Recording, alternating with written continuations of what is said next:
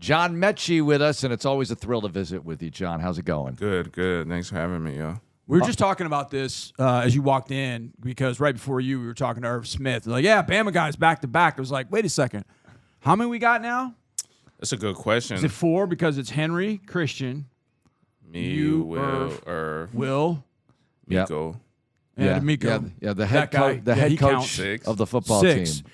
So I asked this question. Oh, hold on. Cam Robinson.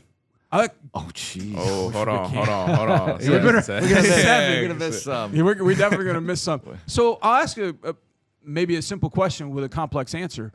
But why, John? Why? What makes Alabama so attractive, not only to this organization, but to a lot of them? Why were players from Alabama so coveted? Players and people like D'Amico from Alabama so coveted? What is it about that place that makes an NFL team want to go out and bring players like you to the building?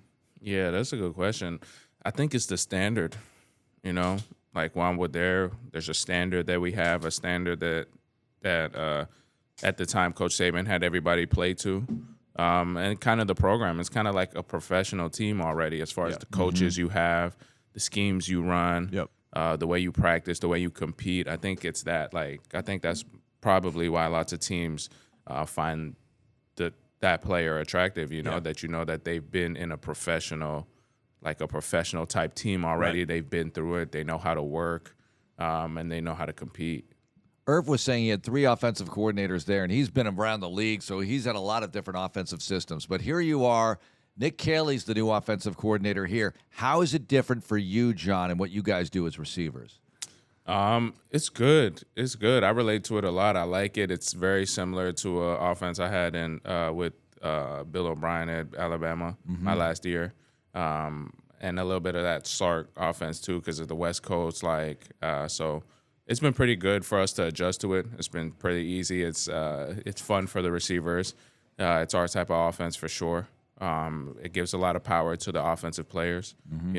A lot of trust with the offensive players, so we've been enjoying it.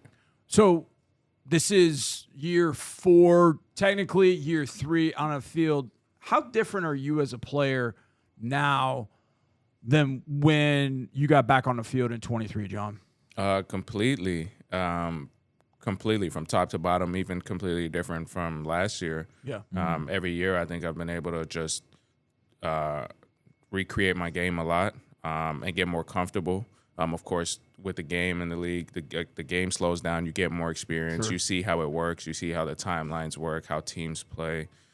So just completely, and to the point where I don't even really watch too much old stuff because I'm too busy, reinventing and moving forward. So, yeah. How have your off-season workouts been personally? How have they grown or evolved over the years? Yeah, I think the first 2, it's that you're trying to make up for so many things, whether it's physical or, with the injury and then being sick for a year. So the last 2 off seasons, you're trying to make up in the whole off season and close the gap to a place you feel comfortable with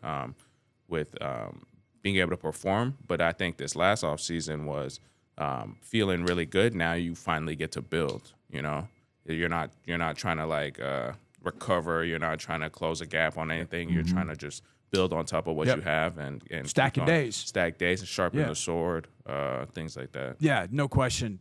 You guys typically, and I say you guys, I mean quarterbacks, wide receivers, you guys typically get together in late spring, summer, after OTAs are over, mini camps over.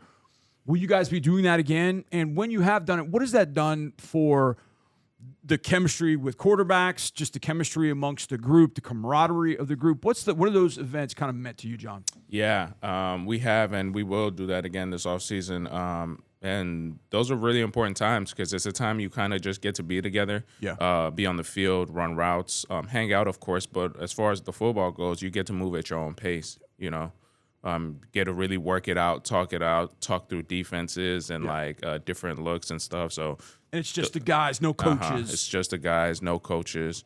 So those are really just important moments because you really just get to digest the offensive scheme or digest the just the philosophy of how you want to play together.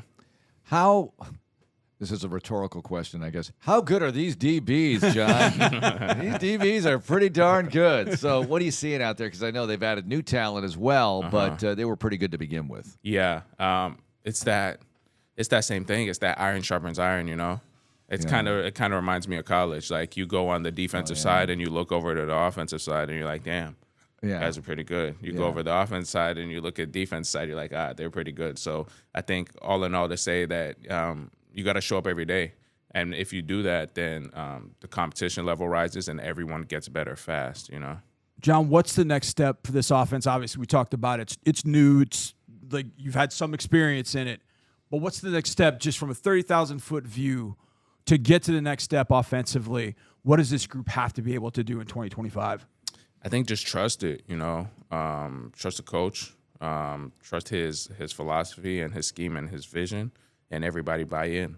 I think we have all the pieces through and through, coaching, player-wise. I think if everybody just buys into the one vision, that we'll definitely take that next step. Yep. When you see all the receivers, you know, you draft a couple of guys relatively early, and you know, you went through this at Alabama when you see the young guys there, and then you're an older guy now, and I know, you know, it wasn't like you were there for 5 years, but here as a pro, this is going to happen throughout your career where young guys come in and maybe an older guy comes in, you have Christian Kirk come in. What is that like for you when you see all that? I know you guys all get along, you got good chemistry in the room, but there's a lot of competition as well. Yeah, I've always looked at it like that's what you want. You know, I don't look at it any other way. If you were the only person in the receiver room, you wouldn't have you know, it'd be one person. All on your own. It'd be all on your own. Yeah. Your job would be pretty hard, but I think it's good. It's like in college, it was good for everyone, you know. And I think if you look into that too much of guys coming in and then older guys, like there's always somebody that's chasing you and there's always somebody you're chasing, you know. Right. You're better off just focusing on your process and getting better in that way, you know. Okay, a couple of mini camp practices, and then you guys are off on your own. So what are your plans for the offseason? Are you reading a book? Are you binging a show? Are you going to movies? Going to have throwing sessions? What's kind of the offseason plan for John Metchie? Offseason plan is really just getting around the fam, going back home, going up to Toronto, being around the fam, and just training, you know. I got my little cousins, all the guys and stuff, and we're just going to be playing football or whatever sport we're playing, basketball, soccer, and we're just going to be training all day. Those are the best ones because it never feels like work. You could do it all day, every day, and it never feels like you're actually training. It's just like But you're getting stuff done. Yeah, you're just getting runs in, and you're getting stuff done. In Toronto. Sounds like 72 degrees to me. Sounds good. So what's it like when that hits, when you get to Alabama and that hits, and then you get here and that summer training camp weather hits? What's that like? Yeah, it's different. You gotta not drink the Kool-Aid of wherever you're training at. You know, you gotta always keep in mind that if you're running somewhere where the weather's too nice, you might want to get a couple more reps or be able to, you know, just push yourself a little more because when you get back, weather is definitely going to be a factor, and you want to make sure that just like your lungs, everything is acclimated to stretching and stuff. But then it flips the other way. When we go play in a cold environment and you're laughing at all these Texans that are wearing 5 layers under their jersey. Yeah. It's both. It's both.